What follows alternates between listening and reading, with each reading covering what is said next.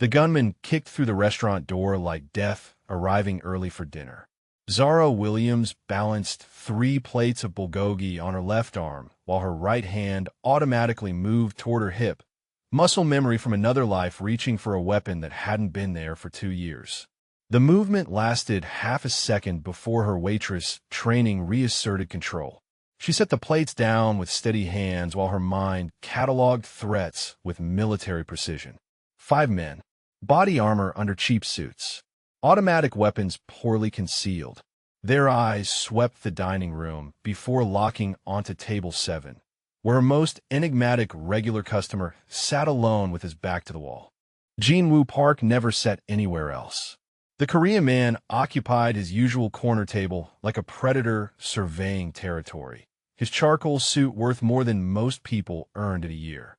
Every line of his 6-foot frame radiated controlled power, from the way his fingers rested motionless beside his chopsticks to the deliberate stillness of his dark eyes as they tracked the intruders.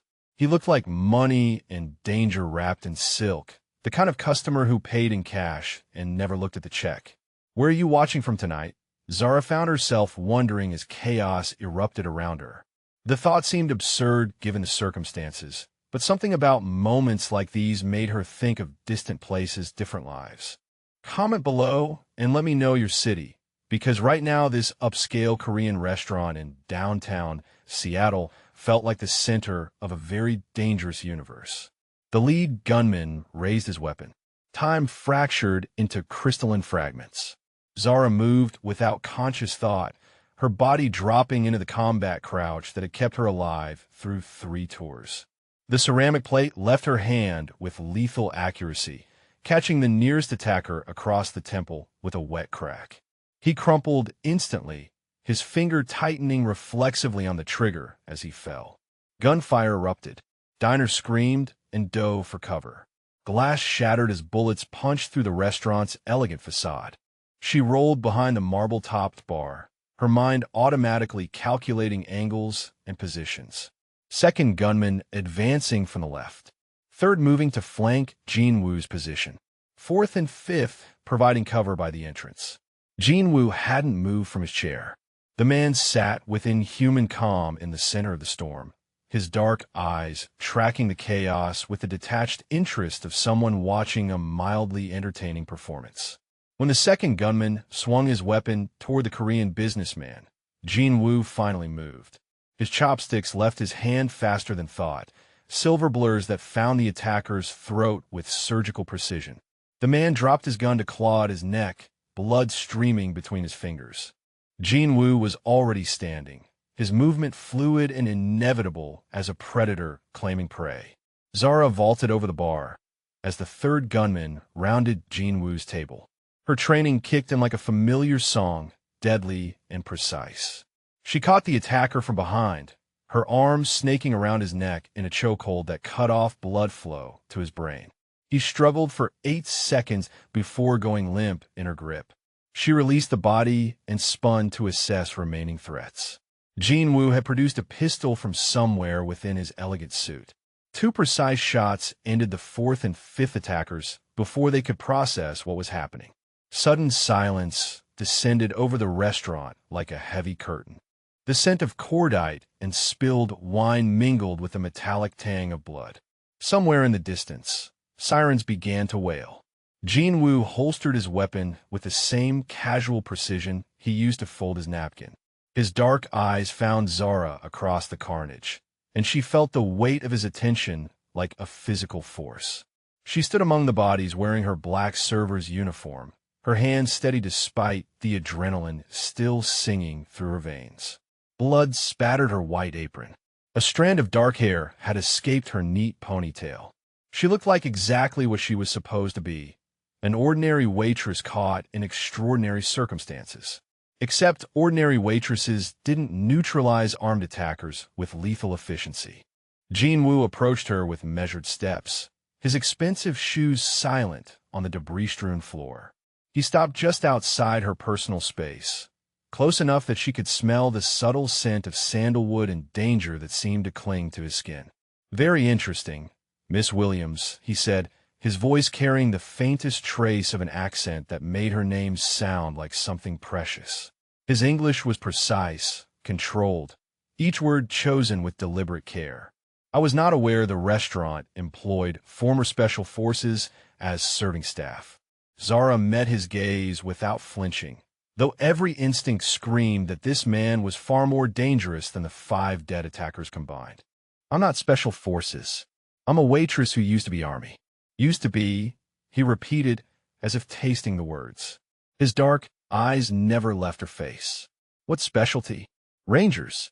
He nodded slowly, his expression revealing nothing. That explains the efficiency. Most civilians would have hidden under tables and waited for rescue. Most civilians aren't stupid enough to get between bullets and customers, Zara replied. Her heart hammered against her ribs, but her voice remained steady. You handled yourself pretty well for a businessman. Something that might have been amusement flickered in his eyes. I have had extensive practice in conflict resolution. The sirens grew louder. Jin-woo produced a phone from his jacket and spoke 3 words in rapid Korean. Within seconds, men in dark suits began materializing from the restaurant's shadows, moving with military precision to secure the scene. Zara blinked. Where did they come from? They were always here, Jin-woo said simply. You simply were not meant to see them. The implications of that statement sent ice water through her veins. This had been a setup, a trap, and she had just walked into the center of a war she didn't understand. Police would arrive soon. There would be questions, witnesses, evidence. Her carefully constructed normal life would crumble under scrutiny she couldn't afford. Jin-woo seemed to read her thoughts with unsettling accuracy. You're concerned about official attention. I can't be involved in this, she said quietly. I have school, work, a life. His smile was winter-sharp and completely without warmth. Miss Williams, he said, his voice carrying absolute certainty, you became involved the moment you chose to protect me instead of hiding. That decision has consequences. I was protecting innocent people. You were protecting me, he corrected. The distinction matters greatly. Sirens screamed closer. Jin-woo's men moved through the restaurant like ghosts, removing evidence and positioning bodies with professional efficiency. The scene would tell whatever story Jin-woo wanted it to tell. The police will find that 5 armed men attempted to rob this establishment. He continued conversationally. Security cameras malfunctioned. No clear identification of individuals who fought back. Tragic case of criminals turning on each other. And me, Zara asked, you will give a statement as a witness who hid behind the bar during the violence. Nothing more. The first police car pulled into the parking lot, its lights painting the restaurant's broken windows in alternating red and blue. Jin-woo straightened his tie and checked his watch as if preparing for a business meeting rather than a police interrogation. Why would you protect me? Zara asked quietly. He looked at her then with eyes that seemed to see straight through to her bones. Because, Miss Williams, you have just become the most interesting problem I have encountered in years. And I do not discard interesting problems lightly. The restaurant door opened. Officers poured in with weapons drawn, shouting commands, and securing the scene. Jin-woo transformed before her eyes from predator to concerned citizen, his posture shifting to project wealth and authority rather than lethal capability. Zara watched the performance with growing unease. This man could become anyone he needed to be, could make truth into lies and lies into truth with nothing more than a change of expression. She had just saved the life of someone far more dangerous than the men who had tried to kill him. And from the way Jin-woo Park watched her navigate the police questions with the same predatory stillness he brought to everything else, she was beginning to suspect that saving his life had been the most dangerous thing she had ever done. 3 hours of police questioning later, Zara Williams walked out of the downtown precinct a free woman with no charges filed and no further questions asked. The detective who had grilled her about the restaurant incident suddenly developed selective amnesia about inconsistencies in her statement, and the security footage that should have captured everything had mysteriously corrupted. Jin-woo Park's influence reached further than she had imagined. She caught a taxi back to her studio apartment in Capitol Hill, her mind spinning with the night's events. Every instinct screamed that she should run. pack her few belongings, drain her savings account, and disappear into the anonymous crowds of another city before whatever web she had stumbled into could trap her completely. But graduate school tuition didn't pay itself, and serving jobs that covered both rent and books were harder to find than most people realized. She had worked 2 years to build the life that let her pursue her psychology degree while keeping her military past buried. Starting over would mean abandoning everything she had fought to achieve. The apartment building's hallways smelled of old carpet and other people's cooking. Zara climbed the stairs to the 3rd floor, her legs heavy with exhaustion that went deeper than physical fatigue. Combat always left her drained in ways that sleep couldn't fix, memories surfacing that she had spent years learning to suppress. She slid her key into the lock and stepped into darkness that felt wrong. The scent hit her first, expensive cologne that didn't belong in her modest studio. Then her eyes adjusted enough to see the silhouette sitting in her single armchair, perfectly still and patient as death. Jin-Woo Park rose from the chair with fluid grace, his dark suit immaculate despite the evening's violence. A manila folder rested on the small table beside him, thick with documents that made Zara's stomach drop toward her shoes. "How did you get in here?" she asked quietly, though she already knew the answer. Men like Jin-Woo Park didn't acknowledge locks or privacy or any barrier that stood between them and what they wanted. "Your building's security is remarkably poor," he replied, his voice carrying that same controlled precision she remembered from the restaurant. "We need to discuss your situation, Miss Williams."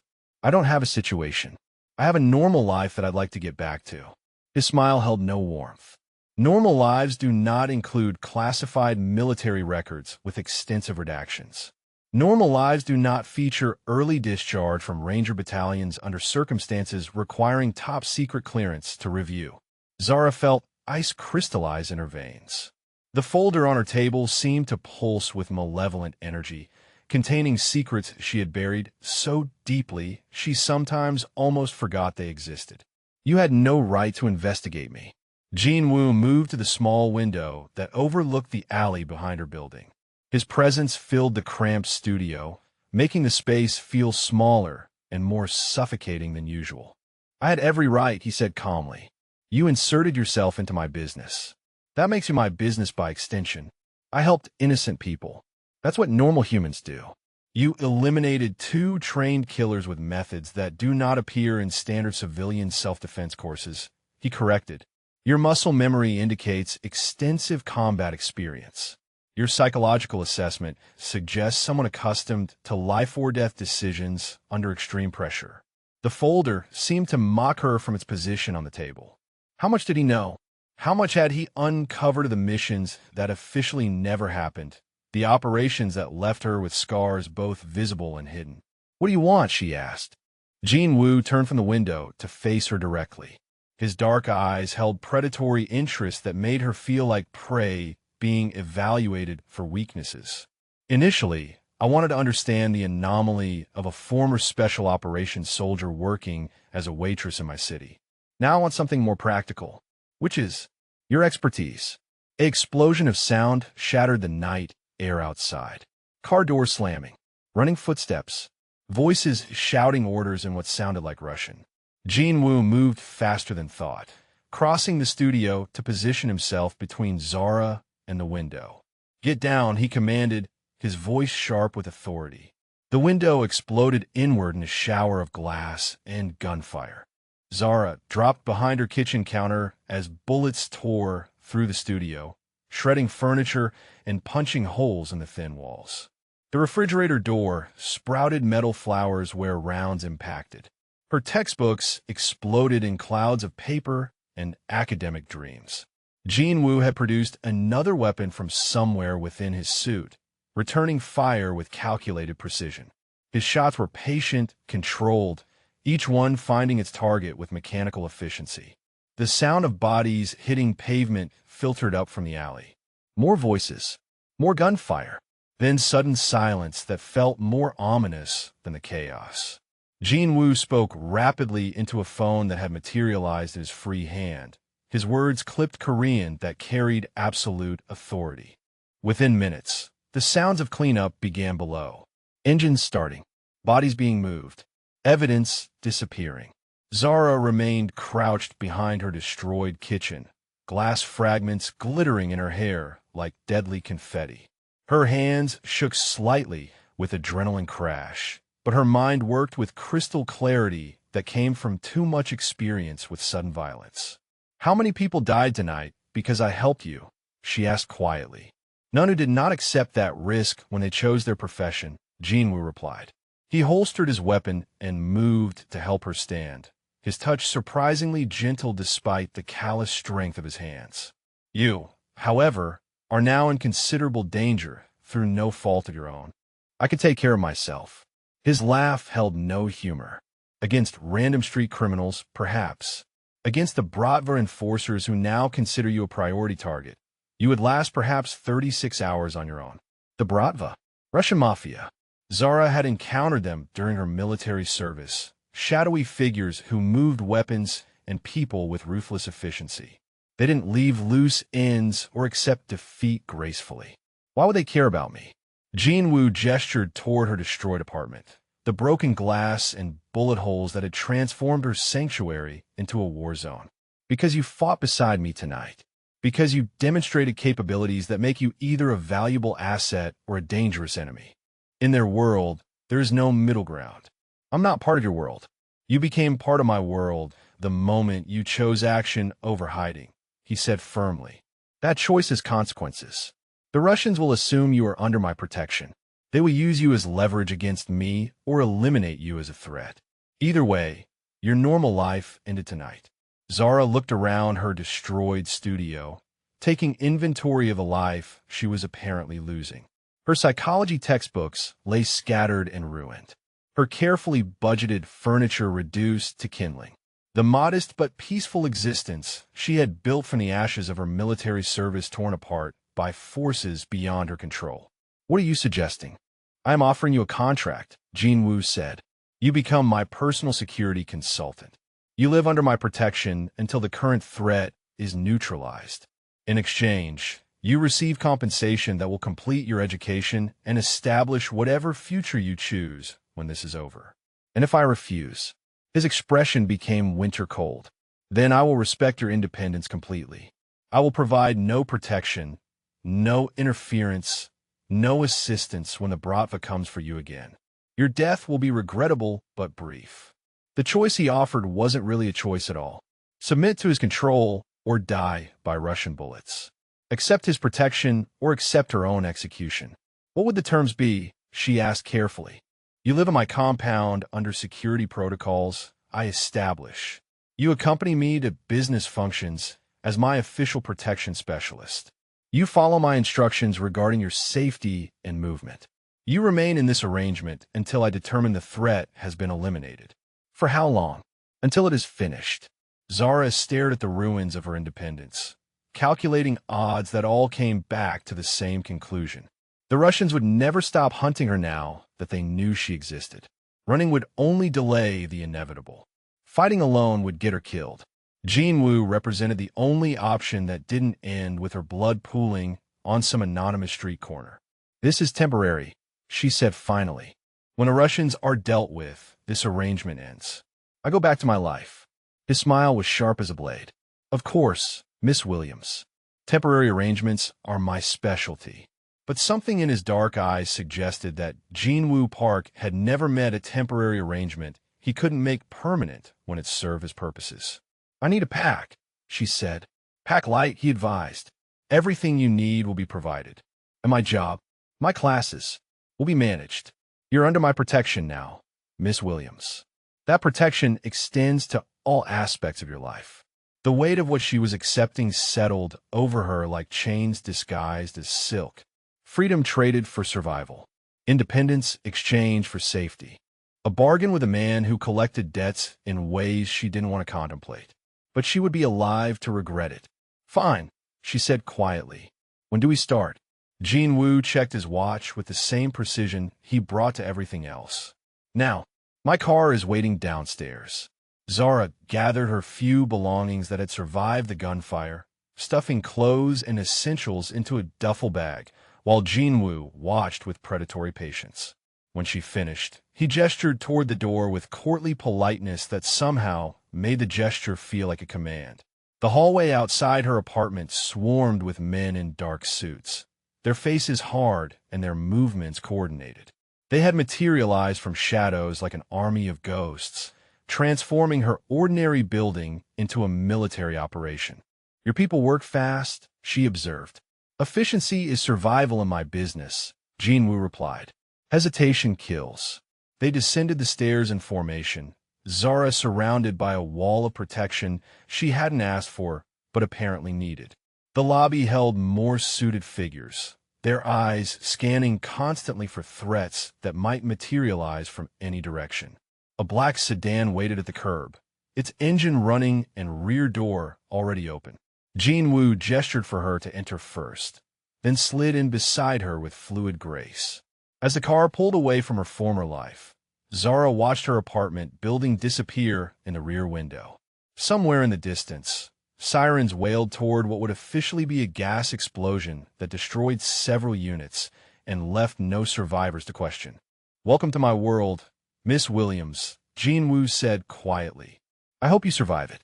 The compound rose from Seattle's hillside like a fortress disguised as modern architecture, all clean lines and bulletproof glass that reflected the city lights below. Zara pressed her face to the sedan's window as they passed through gates that whispered shut behind them with the finality of a vault closing. Security cameras tracked their progress up the winding drive.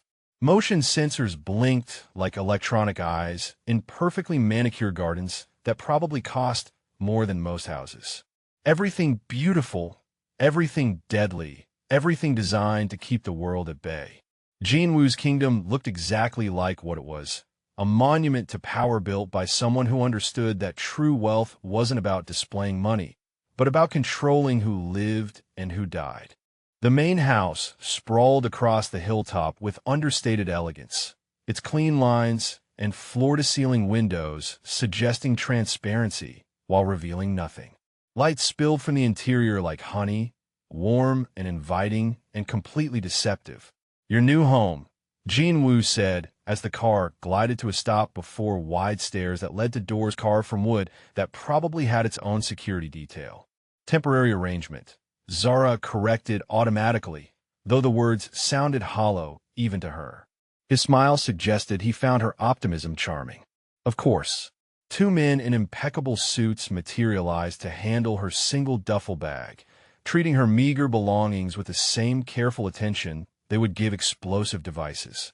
Everything here operated with military precision wrapped in civilian politeness. The interior of the house made Zara's destroyed studio apartment feel like a cardboard box. Marble floors reflected track lighting that transformed the foyer into something from an architectural magazine. Original artwork lined the walls, pieces that belonged to museums rather than private homes. The scent of leather and expensive wood polish mingled with something else, something that spoke of old money and older violence. Jinwoo moved through his domain with the fluid confidence of absolute ownership, his presence filling spaces that could have swallowed most people whole. Every step he took across the polished floors was silent, controlled, predatory. "Your suite is on the second floor," he said, leading her up a staircase that curved like expensive silk. "You will find everything you require has been provided." The guest suite was larger than her entire former apartment, decorated in neutral tones that managed to feel both luxurious and sterile. The bed could have accommodated 4 people comfortably. The bathroom featured marble surfaces and fixtures that probably cost more than her yearly tuition. "Dinner is served at 7. Jinwoo continued from the doorway, his dark eyes cataloging her reaction to opulence she had never imagined. "Dress is formal. I didn't pack formal clothes. They have been provided." His gaze moved to the walk-in closet with predatory satisfaction. "Everything in your size." Zara found herself staring at a wardrobe that represented more money than she had ever possessed. Elegant dresses and tailored suits hung with museum-quality precision. Someone had studied her measurements with disconcerting accuracy. "How do you know my size?" she asked. I make it my business to know everything about people under my protection, Jinwoo replied. The statement felt less like reassurance and more like a warning. Alone in the luxurious prison of her suite, Zara explored her new cage with growing unease. Every surface was beautiful and sterile. Every convenience had been anticipated and provided. Every need met except the fundamental human requirement for freedom. Hidden cameras tracked her movements with electronic patience. She could feel their mechanical attention like insects crawling across her skin, recording everything for analysis by people she would never see. At 7 precisely, she descended to the dining room wearing a black dress that fit like it had been crafted specifically for her body. The fabric whispered against her skin with the sound of expensive secrets, transforming her from soldier-turned-waitress into something that belonged in Jinwoo's rarefied world. He waited at the head of a table that could have seated 20, though only 2 places had been set. Crystal glasses caught the light from a chandelier that probably cost more than most people's cars. Silver gleamed against white linen with ceremonial precision. Jinwoo had changed into a different suit, this one charcoal gray that made his dark eyes appear almost black. He rose when she entered, a gesture of old-world courtesy that somehow felt more like a predator acknowledging worthy prey. "You look appropriate," he said, which might have been the most backhanded compliment she had ever received. "Thank you, I think." Dinner was a carefully orchestrated performance of polite conversation and subtle interrogation. Jinwoo ate with the same controlled precision he brought to everything else, each movement economical and purposeful. His questions probed her background with surgical delicacy, seeking information she had no intention of providing. "Tell me about your military service," he said while cutting his steak into precise portions. "I served. I left. That's all you need to know." His smile suggested he already knew far more than she wanted him to know. "The reports I obtained were heavily redacted. Classified operations in Afghanistan and Syria. Early discharge following an incident requiring psychiatric evaluation." Zara set down her fork with deliberate calm, though her pulse hammered against her throat like a caged bird. "You had no right to access those files." "I had every right to investigate someone I am trusting with my life," Jinwoo replied. "The psychological assessment mentions PTSD, survivor guilt, and difficulty adjusting to civilian life. Standard profile for special operations soldiers who experience traumatic loss of unit members." The words hung in the air like smoke, filling the elegant dining room with memories she had spent 2 years learning to suppress. Sand and blood, and the sound of her teammates dying while she lived. The weight of decisions that haunted her sleep and made civilian life feel like an elaborate pretense. "Your arrangement was for protection," she said carefully. "Not therapy. Protection requires understanding. I must know your capabilities and limitations to utilize you effectively." "Utilize." The word grated against her pride like sandpaper against exposed nerves. "I'm not your weapon to utilize. I'm your security consultant. There's a difference." "Is there?" Jinwoo asked with predatory interest. "We shall see." The next morning brought her first real test of the compound's power dynamics. Zara appeared in the underground training facility wearing workout clothes that had been provided with the same disconcerting accuracy as everything else. The space stretched beneath the house like a subterranean military base, complete with equipment that belonged in special operations training centers. 8 men in tactical gear waited for her arrival, their expressions ranging from skeptical to openly dismissive. Former military by their bearing, special forces by their scars, killers by the coldness in their eyes. Jinwoo watched from an observation deck above the training floor, his presence transforming exercise into examination. "Miss Williams requires evaluation of her defensive capabilities," he announced to his security team. "Please provide appropriate assessment." The largest of his men stepped forward with the confidence of someone accustomed to dominating through physical intimidation. Former Navy SEAL by his tattoos, current predator by his smile. "Ma'am," he said with exaggerated politeness, "we'll try to go easy on you." Zara moved without warning, her body flowing through combat techniques that had been drilled into her until they became instinct. The seal found himself on his back before he could process what had happened. Her knee pressed against his throat with precisely enough pressure to demonstrate control without causing permanent damage. "Don't patronize me," she said quietly, then released him and stepped back. The remaining 7 attacked as a coordinated unit, their skepticism replaced by professional respect for someone who had just humiliated their best hand-to-hand fighter. Zara moved through their assault like water flowing around stones, redirecting their force and using their size against them with techniques that spoke of years spent fighting men larger and stronger than herself. When the dust settled, 8 highly trained killers lay groaning on the padded floor, while a former waitress stood unmarked in the center of the training mat. Silence descended over the facility like a heavy blanket. Jin Woo descended from his observation deck with slow, measured steps, his dark eyes fixed on Zara with predatory intensity that made her skin crawl with awareness. "Adequate," he said, which she suspected was the highest praise anyone ever received from him. "Your men need better training," she replied, breathing hard but not from exertion. "They telegraph their intentions and rely too heavily on intimidation. And what would you suggest? That you stop hiring muscles and start recruiting soldiers. There's a difference between looking dangerous and being dangerous." His smile was winter-sharp and completely genuine. "Indeed there is. Perhaps you would be willing to provide additional training for my security team." "That wasn't part of our arrangement. Our arrangement is evolving, Miss Williams. I find that flexibility serves everyone's interests better than rigid adherence to original terms." The weight of his attention settled over her like expensive chains. Every conversation was negotiation. Every interaction was positioning for advantage. Even her demonstration of capability became another tool he could use to reshape their relationship according to his needs. That evening, sleep eluded her with familiar cruelty. Nightmares waited behind closed eyes, populated by faces of the dead and voices of the dying. She had learned to manage the PTSD through careful routine and controlled environment. But Jinwoo's compound felt too much like the forward operating bases where her trauma had been born. She found herself on the terrace that overlooked the city, seeking peace in the cool night air and the illusion of freedom that came from looking down at lights that represented normal lives, continuing in blissful ignorance.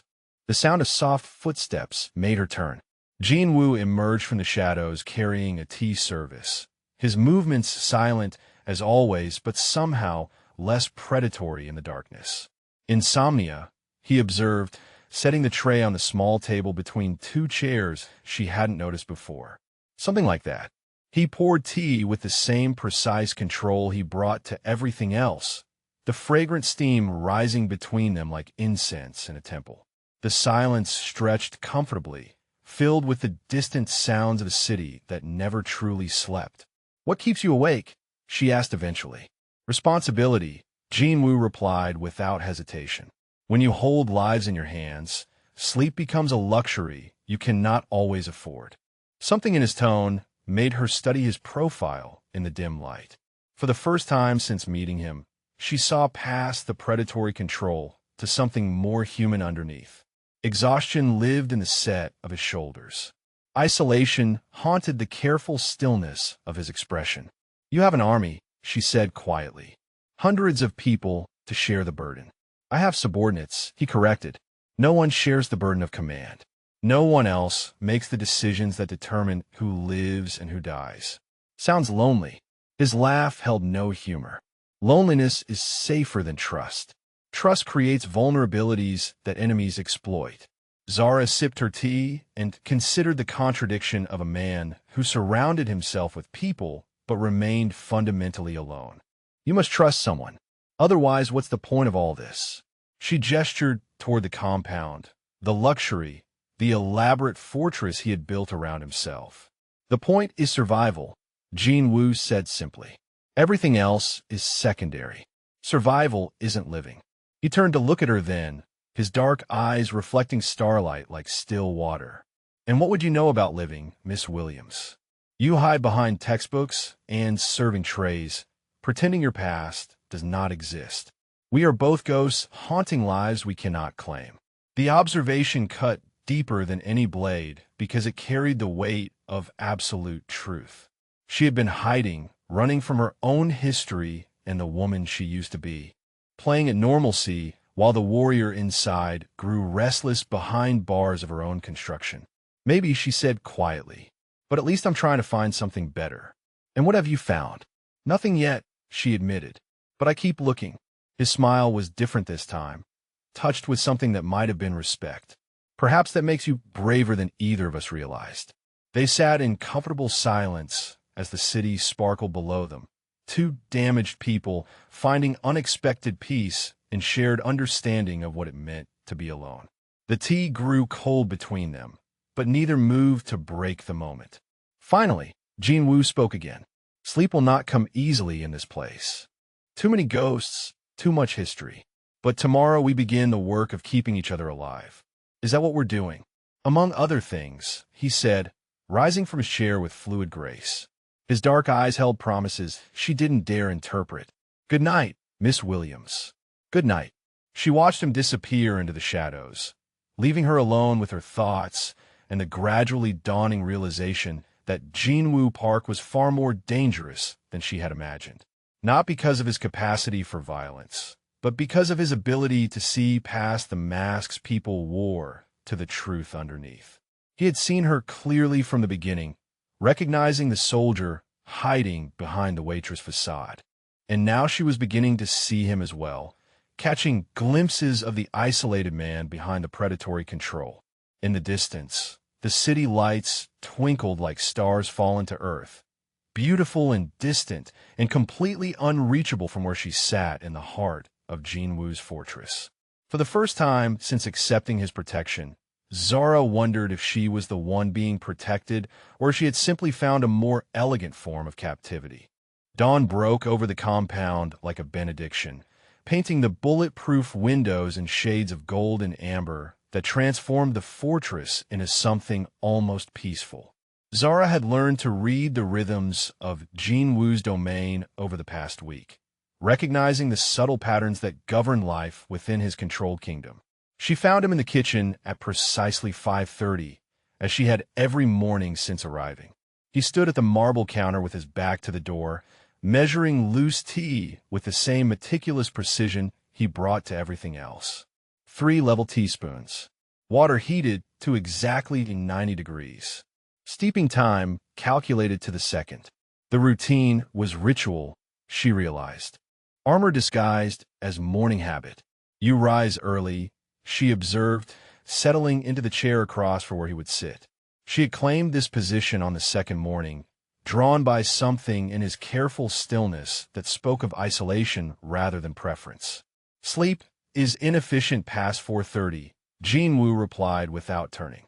His voice carried the controlled neutrality he used to discuss weather or business arrangements. But Zara had begun to recognize the subtle tells that revealed his emotional temperature. The slight tension in his shoulders, the way his hands moved with fractional excess precision when anxiety rode beneath his calm surface. The almost imperceptible pause before he spoke, as if weighing each word for potential vulnerabilities. Bad dreams, she asked quietly. His stillness became absolute for 3 heartbeats before he resumed preparing tea. I do not dream, Miss Williams. Everyone dreams. The question is whether you remember them. Jinwoo poured tea into cups that probably cost more than most people's rent, the fragrant steam rising between them like offerings to gods who had forgotten how to listen. When he finally sat across from her, his dark eyes held the careful emptiness of someone who had learned to hide everything that mattered. What haunts your sleep? He asked, deflecting her question with one of his own. Zara considered how much truth she could afford to share with a man who collected secrets like other people collected stamps. Sand and blood and the weight of decisions that killed the people you were supposed to save. The usual ghosts. Survivor guilt. Something flickered in his expression before the predatory control reasserted itself. You speak from experience. 3 tours. Ranger Battalion. Last mission went sideways, and my team paid the price. I came home. They didn't. The words fell into the space between them like stones dropped into still water, creating ripples neither of them had intended. Jinwoo studied her face with the intensity he usually reserved for potential threats, as if seeing her clearly for the first time. How many, he asked. 7. Good soldiers. Better people. They trusted me to bring them home. And you blame yourself for circumstances beyond your control. The clinical assessment stung because it carried the weight of truth she had spent 2 years avoiding. Everyone had told her the same thing. Therapists and commanding officers and well-meaning friends who couldn't understand that logic meant nothing when you woke up screaming names of the dead. Logic doesn't matter when you're the one who has to write the letters to their families, she said quietly. Jinwoo's expression underwent a subtle transformation, the predatory mask slipping enough to reveal something raw underneath. No, he agreed. Logic is a luxury the living cannot afford when we carry the weight of the dead. You speak like someone with experience. He was 12 when the Tanaka Syndicate murdered his parents in front of him, executing them with ceremonial precision while he hid in a closet that smelled of his mother's perfume. The killers had missed him in their thoroughness, and his father's lieutenant had found him 3 hours later, catatonic with shock and soaked in blood that wasn't his own. The old man raised me as his own son, Jinwoo said, his voice carrying the measured cadence of someone reciting historical facts rather than personal trauma. Taught me everything necessary to survive in our world. When I was 18, I killed every man responsible for my parents' death. When I was 25, I inherited control of everything they had built. And the nightmares. His smile was winter-sharp and completely hollow. Never ended. They simply became part of the landscape.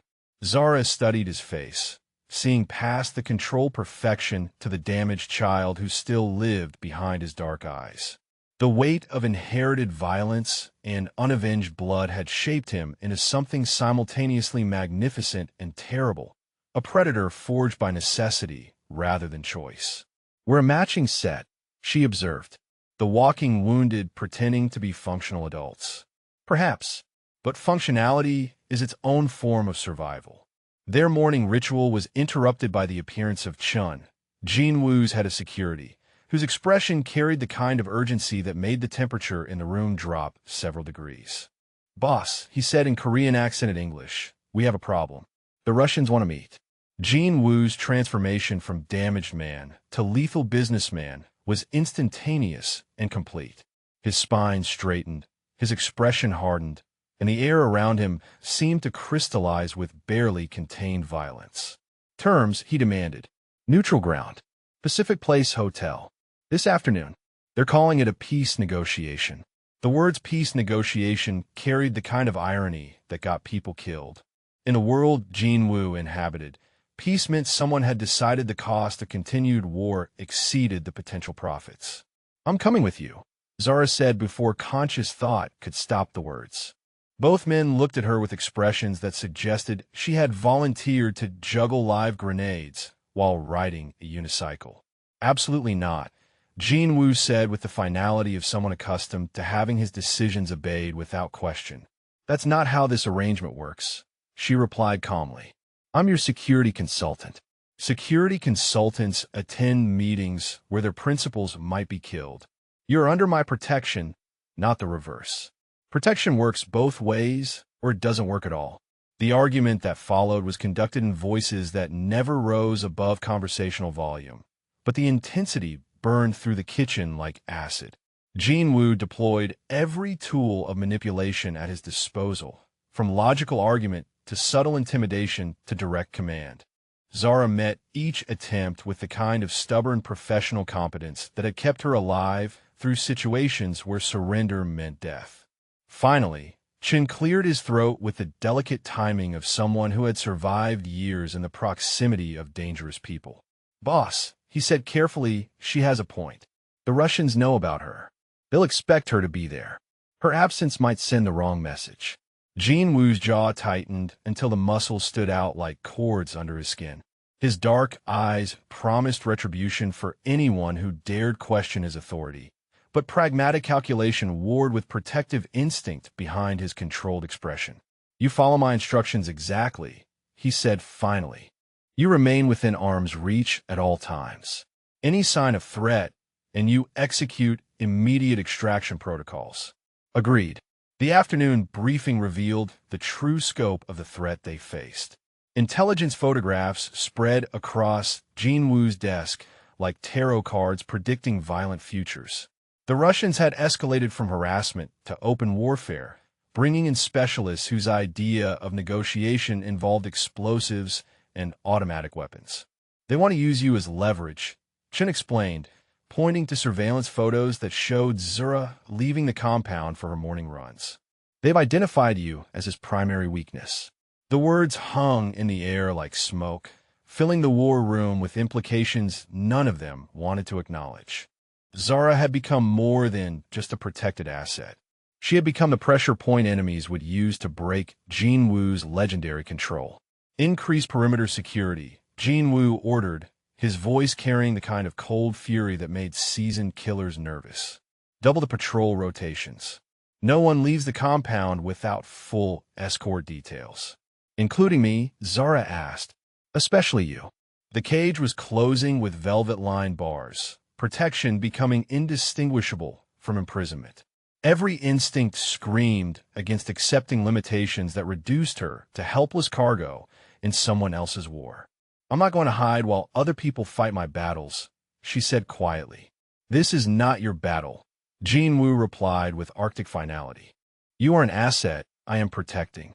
Nothing more." The words cut deeper than any blade because they reduced everything between them to cold transaction. Asset and protector.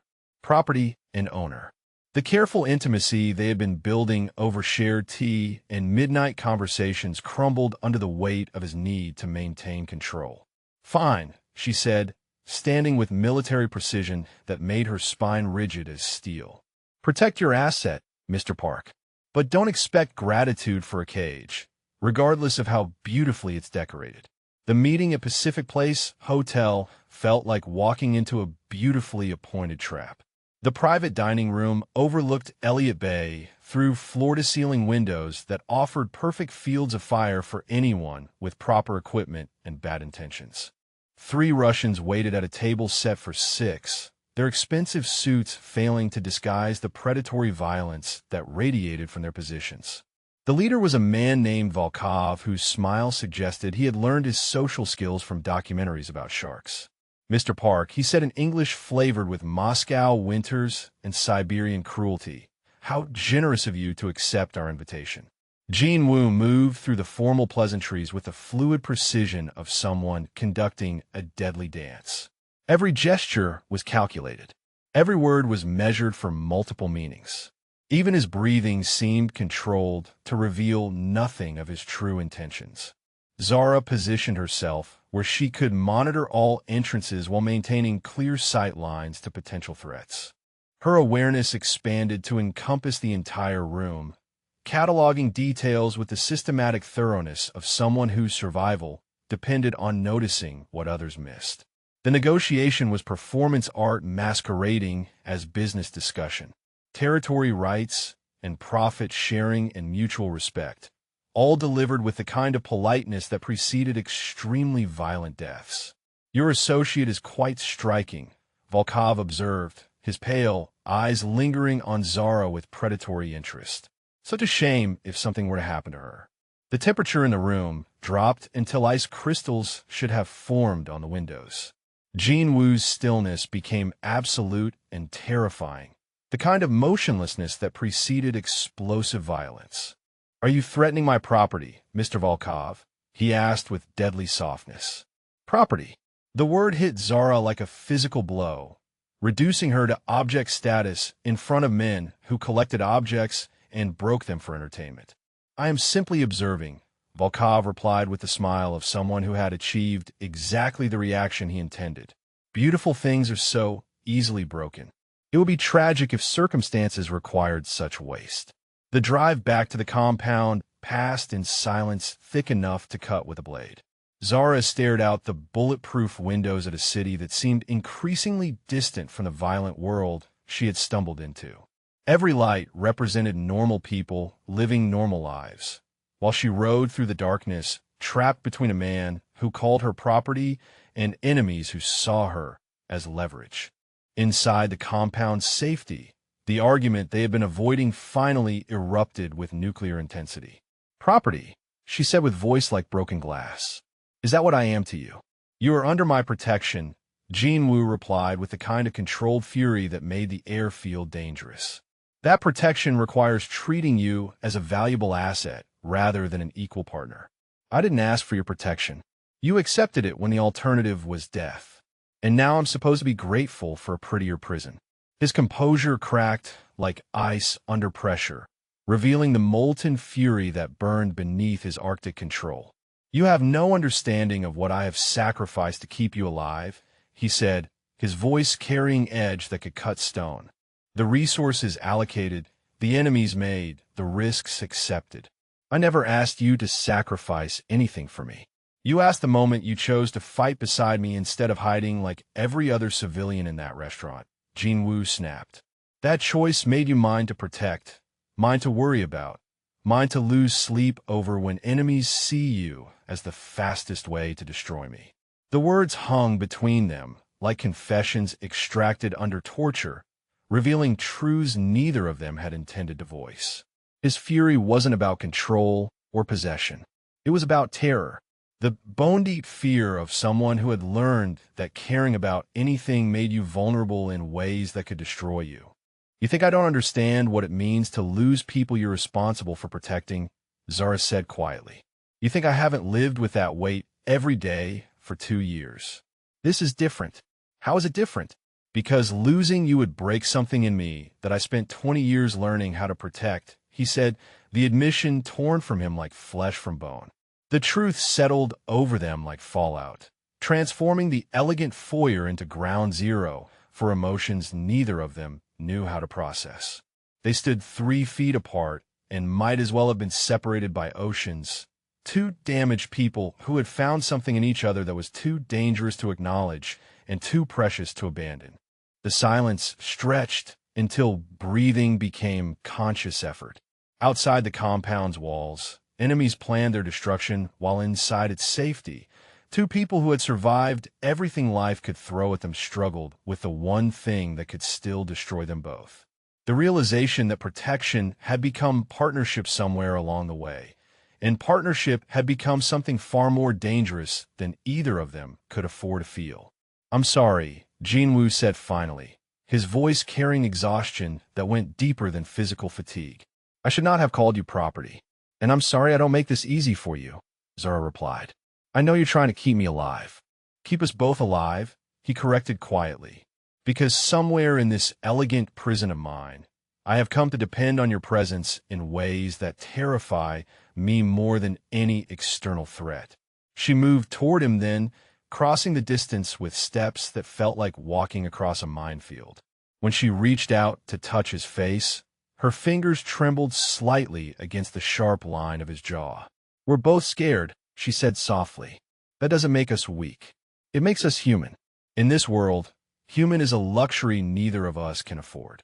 Maybe, but it's what we have." He leaned into her touch with a surrender that cost him everything, his eyes closing as if her proximity was simultaneously salvation and damnation. When he opened them again, she saw past the predatory control to the man who had been forged by violence but still retained the capacity for tenderness. "What are we doing, Zara?" he asked. "Surviving," she replied. "Together." The word together carried weight they both understood. Not protector and protected. Not asset and owner. Partners who had found something worth risking everything to preserve, even if neither of them was brave enough to name what that something was.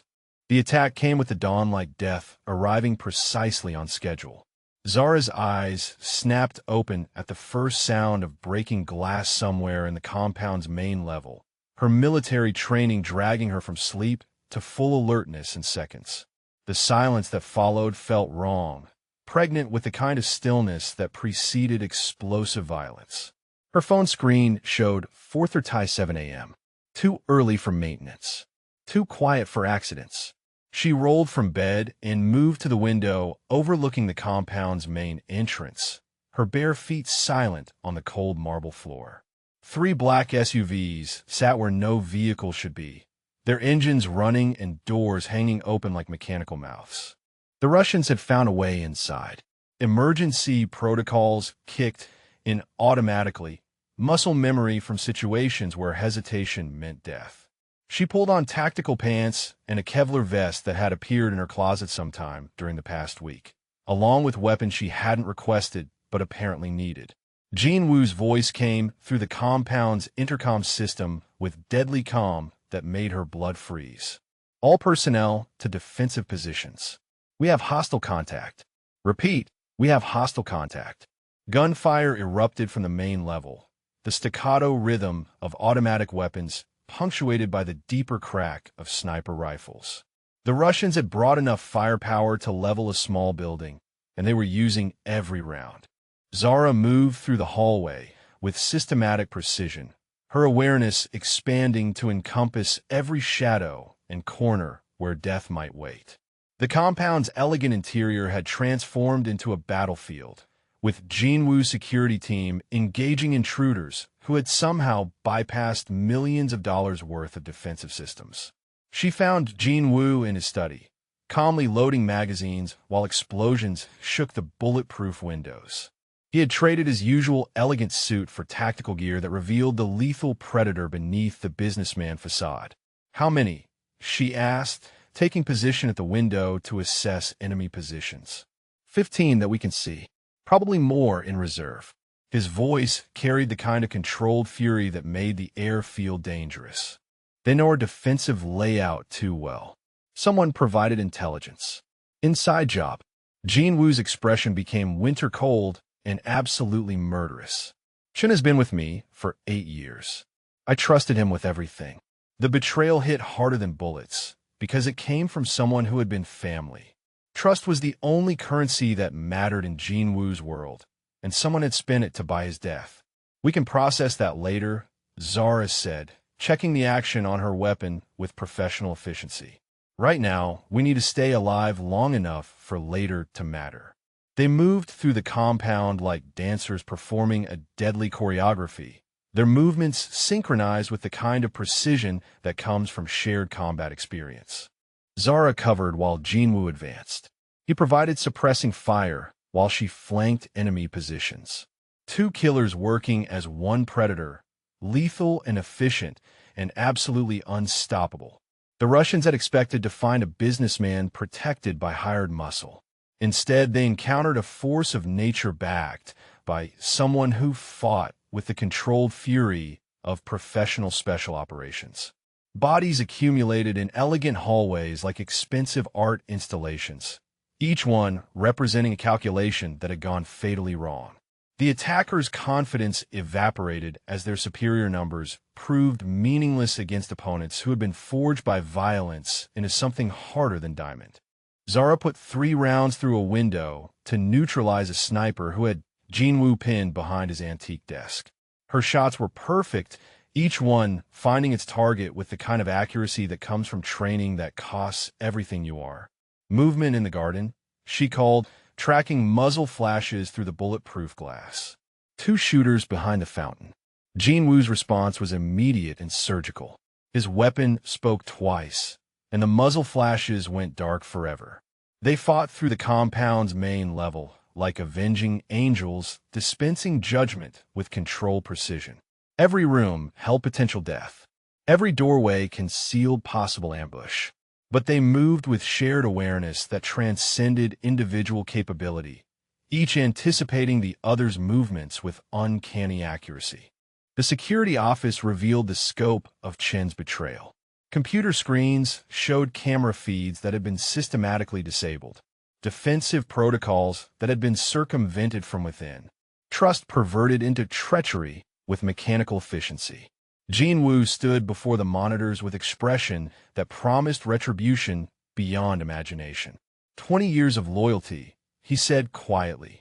20 years of trust, protection, brotherhood.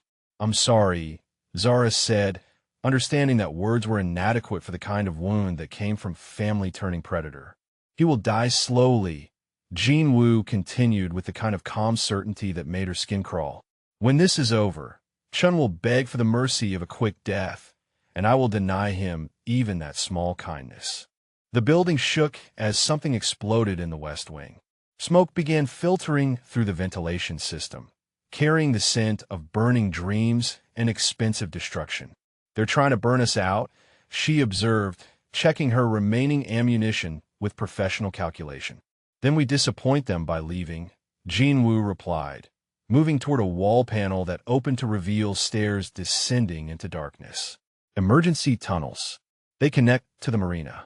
The tunnel system beneath the compound was a masterpiece of paranoid engineering, carved from living rock and lined with steel that could withstand direct artillery impact.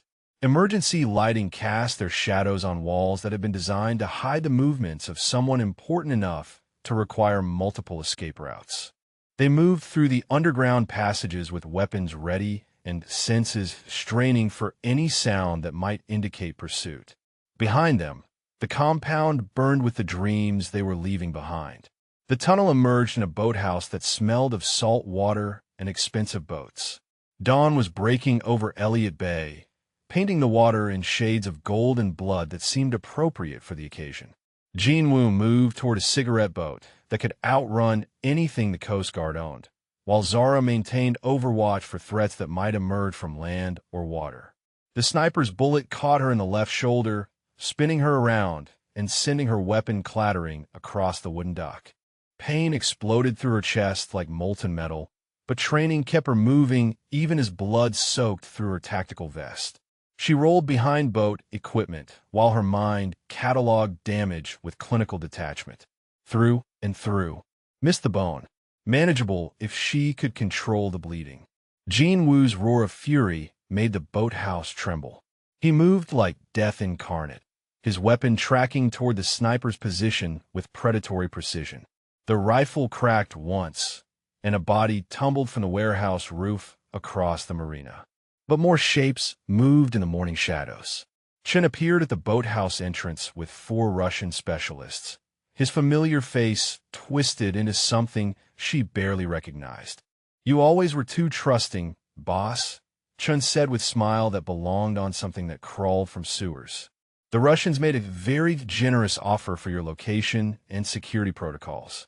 20 years, Jean Wu said, his voice carrying the kind of cold fury that preceded absolute destruction.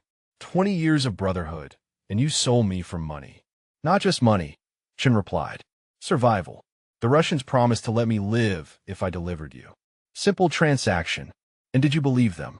Chen's confidence flickered for just a moment, uncertainty creeping into his expression like cracks in a foundation. Jean Wu's smile was winter-sharp and completely terrifying. You always were naive about the nature of our business, old friend. The Russians do not leave witnesses. You delivered me to them, and now they will kill us both.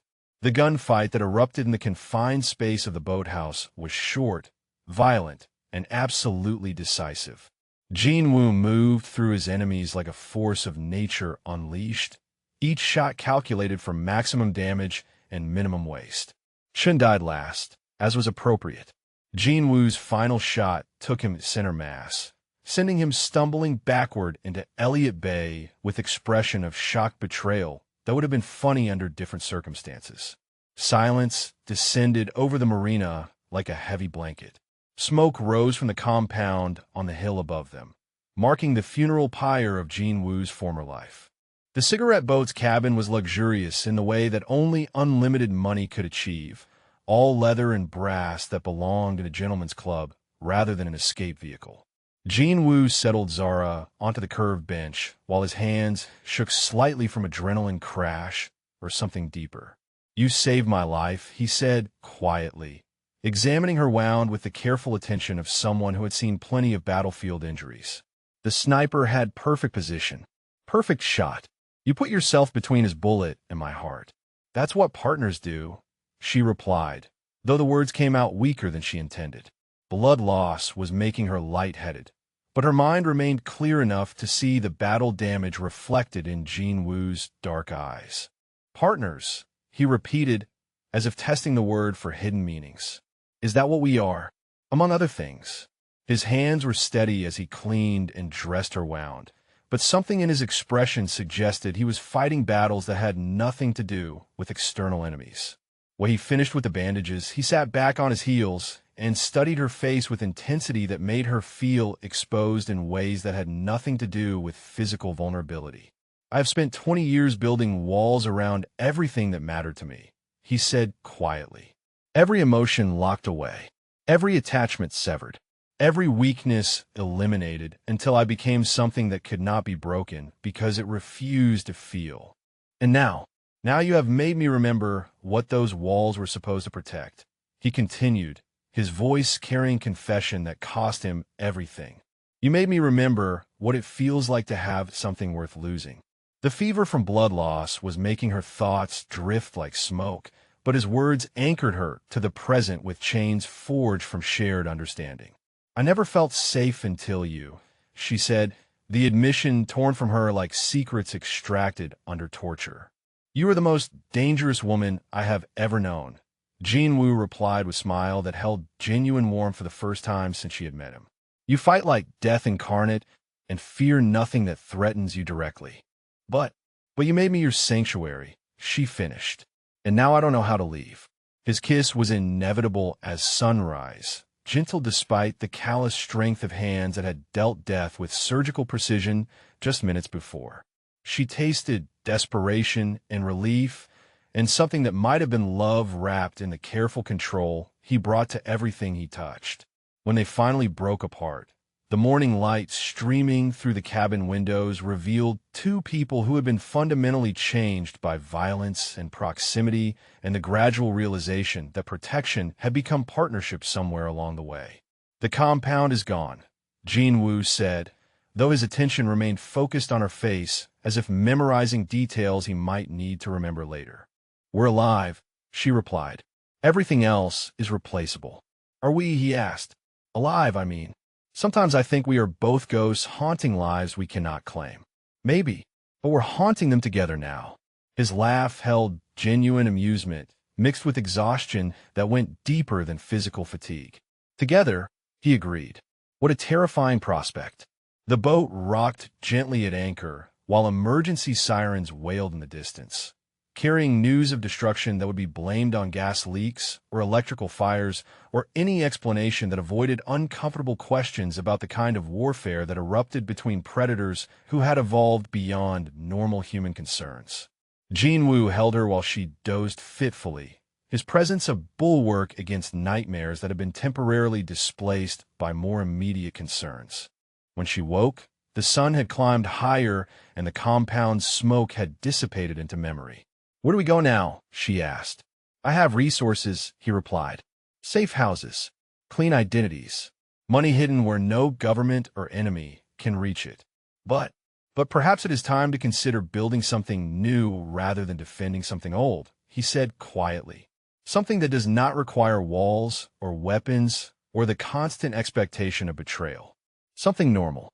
His smile was soft as morning light and completely transformed his predatory features. Nothing about us will ever be normal, Zara Williams. But perhaps we can find our own version of peace.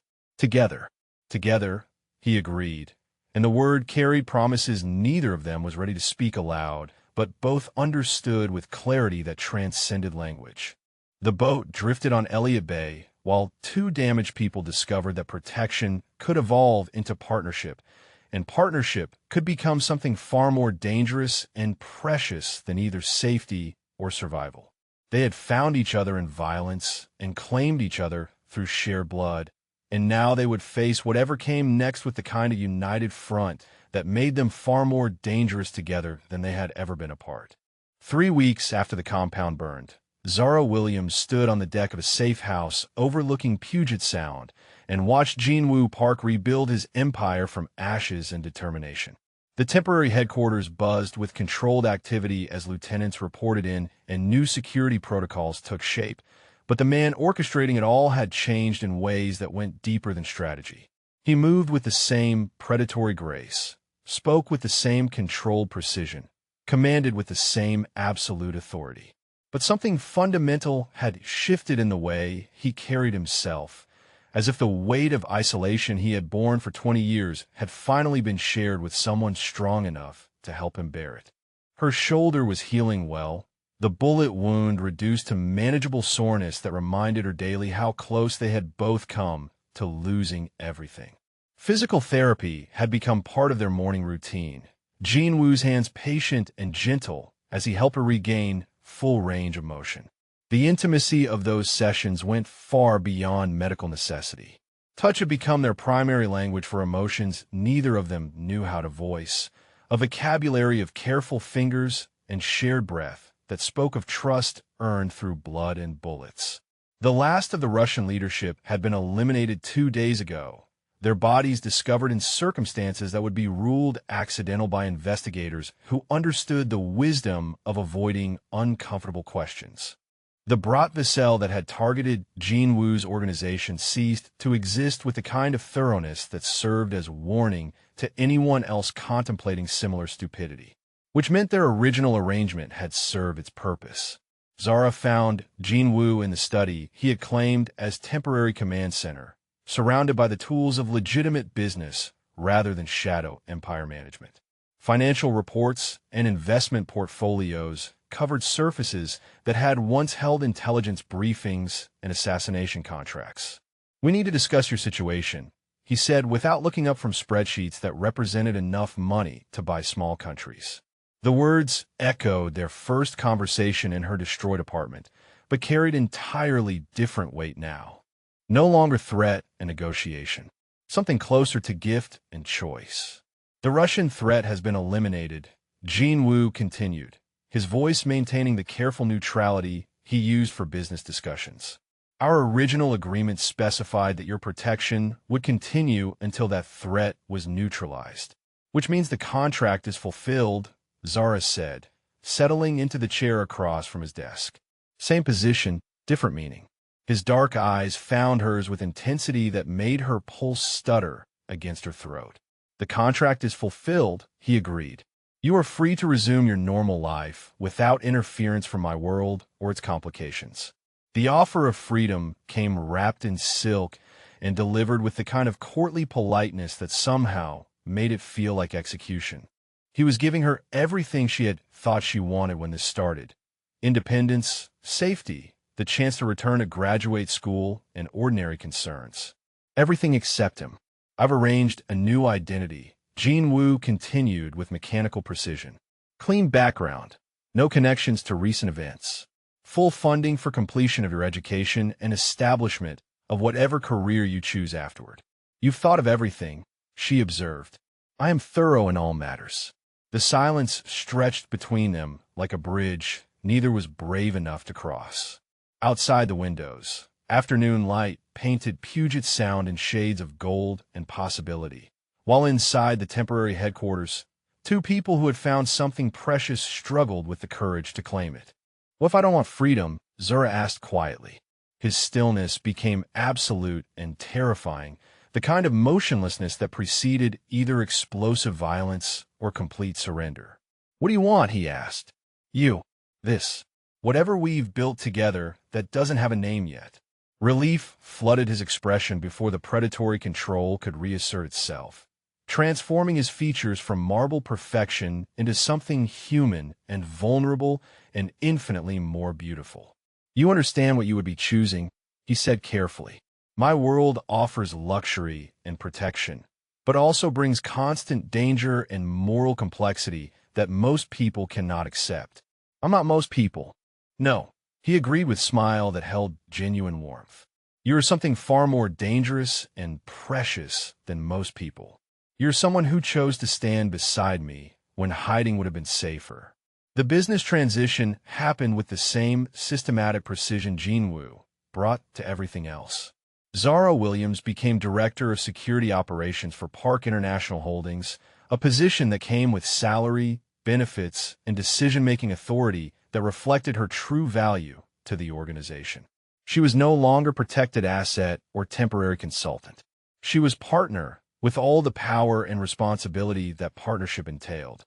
The corporate headquarters occupied 3 floors of a downtown Seattle building, its glass and steel facade projecting legitimate success while concealing operations that occasionally required more creative approaches to problem-solving. Zara's office adjoined Jean Wu's, connected by door that remained open during business hours and beyond. Their professional dynamic evolved into something that transcended traditional hierarchies. He handled strategy and negotiation. She managed security and tactical operations. Both made decisions that affected the other's areas of expertise, their judgment tempered by trust that had been forged in circumstances where betrayal meant death. Meeting with the syndicate leadership required careful choreography of respect and authority. The old men who had built criminal empires through blood and cunning needed to understand that Jean Wu's choice of partner reflected strength rather than weakness. Zara entered the private dining room wearing a tailored suit that spoke of money and confidence, her bearing marking her as someone who belonged in rooms where life and death decisions were made over expensive wine. She moved with the controlled grace of a predator who had proven her capabilities through action rather than reputation. Jean Wu made the introductions with formal precision that carried multiple layers of meaning. "This is Zara Williams, Director of Security Operations, and my chosen partner in all matters of business and personal concern." The phrase chosen partner carried weight in their world that went beyond corporate title or romantic involvement. It declared her equal status, someone whose judgment he trusted absolutely and whose safety he would protect with lethal fury. The old men studied her with predatory interest, cataloging details that would determine whether she represented asset or liability to their continued operations. Her military bearing, her controlled stillness, her direct eye contact with people who expected deference from subordinates. She returned their assessment with professional composure that revealed nothing of the amusement she felt at being evaluated by men who had probably never faced live fire or made life-or-death decisions under enemy contact. "Acceptable," declared Tanaka-san, the eldest of the group whose opinion carried weight earned through decades of survival and business that consumed the weak. "She has the presence of someone who understands our concerns," which was apparently the closest thing to blessing she was likely to receive from men who had learned to trust carefully and forgive never. Meeting her family required different preparation entirely. Zara's parents lived in a modest house in Tacoma that represented 40 years of marriage, 3 children raised with love and discipline, and the kind of quiet success that came from working hard and dreaming reasonably. Her father was career Navy, retired with full pension and pride in service that had taken him around the world. Her mother taught elementary school with the patience of someone who understood that children's futures were shaped by adult attention and care. They had been told that their daughter was bringing someone important home for dinner. They had not been told that someone was a man whose business interests occasionally required methods that existed outside legal frameworks. Jean Wu arrived wearing charcoal suit and bearing flowers for her mother and single malt scotch for her father. Gifts chosen to show respect without overwhelming people who lived within normal economic parameters. His manner was courtly, formal, designed to project success and stability rather than danger. Dinner conversation required careful navigation around subjects that could not be discussed in present company. Jean Wu spoke of import-export business and international investments with the fluency of someone who understood how to present truth without revealing its darker implications. Her father questioned him with the thoroughness of someone who had spent 30 years evaluating personnel for trustworthiness and competence. Her mother watched them together with the intuitive understanding that came from decades of reading human dynamics. "He makes you happy," her mother observed later, while Jean Wu and her father discussed military logistics on the back patio. Different kind of happiness than before. More settled, less afraid. The assessment was more accurate than comfortable. Zara had indeed found something that resembled peace in the controlled chaos of Jean Wu's world. A sense of purpose that came from being needed by someone whose strength matched her own. "He's good for you too," her mother continued with smile that held maternal satisfaction. Man like that doesn't learn to be gentle without good reason. The proposal came without ceremony or elaborate production, delivered in the privacy of their shared home with the directness she had come to associate with his most important decisions. They were reviewing security protocols in his study when he set aside the reports and reached into his desk drawer. The ring he produced was platinum band, holding single diamond that caught light like captured starfire, elegant and substantial without ostentation. "Marry me," he said simply, "not because circumstances require it or contract demand it, because I choose you and want the world to know you chose me in return." "Yes," she replied, because any other answer would have been lie they both could see through. The ceremony took place in traditional Korean style, honoring his heritage while acknowledging the reality of their shared future. Zara wore hanbok in deep blue silk that transformed her into something that belonged in paintings rather than battlefields, while Jinwoo appeared in formal attire that spoke of cultural pride and personal transformation. The vows they exchanged were promises forged in languages that transcended words, protection that would never become imprisonment, partnership that would never become possession, love that would survive whatever violence their world might demand. When he slipped the ring onto her finger, the platinum felt warm against her skin with weight that went beyond precious metal. Symbol of choice rather than capture. Proof that captivity could evolve into sanctuary when both parties decided freedom meant choosing each other. The reception blended elements from both their backgrounds, military precision and Korean formality, creating celebration that honored who they had been while embracing who they were becoming together. "What stories we could tell from this day," Zara murmured during their first dance, thinking of the journey that had brought them from restaurant violence to chosen partnership. "Perhaps that's exactly what we should do," Jinwoo replied with a smile that held private amusement. "Share our story with others who might benefit from understanding how two damaged people found ways to heal each other." The idea of sharing their story felt both terrifying and liberating. Maybe others could learn from their experience of how protection could become partnership when both people were brave enough to trust completely. Comment below and share what lessons you've learned about finding strength in unexpected places, because sometimes the most dangerous journey leads to the safest destination. 6 months later, Zara stood in their new home overlooking Elliott Bay and watched Jinwoo conduct business with a controlled precision that at first marked him as predator worth fearing. But now she saw past the surface performance to the man who had learned to trust completely and love absolutely. Park International Holdings had evolved into legitimate enterprise that occasionally employed methods their corporate competitors might question but could never prove. Security, consulting, import logistics, and investment management that generated enough profit to fund whatever lifestyle they chose while building something that could be passed to future generations. Her hand rested unconsciously against her abdomen, where new life was beginning to take shape with the same careful precision Jinwoo brought to everything he built.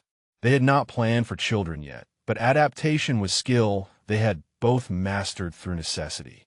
"You are thinking very seriously about something," Jinwoo observed, ending his call and moving to stand behind her chair. His hands settled on her shoulders with the gentle possessiveness she had learned to associate with safety rather than control. "About the future," she replied, leaning back against his strength. "About what we're building together. And what conclusions have you reached?" "That we're creating something neither of us could have built alone," she said quietly. "Something that might outlast us both." His arms encircled her with careful reverence, his voice carrying satisfaction that went deeper than professional success. "Then we have accomplished something worth the price we paid to find each other." Outside their windows, Seattle sparkled with lights that represented millions of people living ordinary lives, while inside their sanctuary, two extraordinary people had discovered that the most dangerous love was worth any risk required to claim it. The woman who had once been captive had become queen of her own choosing. The man who had once been predator had learned that true strength came from protecting rather than possessing what you loved. Together, they had built empire from ashes and devotion. proving that sometimes the greatest victory was learning how to surrender to someone worthy of your trust. The future stretched before them bright with possibility and sharp with continuing danger, but they would face it as they had learned to face everything else. Together, united, absolutely unstoppable when their strength combined into something greater than either could achieve alone. In the distance, ship horns called across dark water, carrying sounds of commerce and adventure and all the complicated beauty of a world that contained both terrible violence and perfect love for those brave enough to claim both. Jinwoo Park and Zara Williams had found their sanctuary in each other, and no force on earth would be strong enough to tear apart what they had chosen to build together.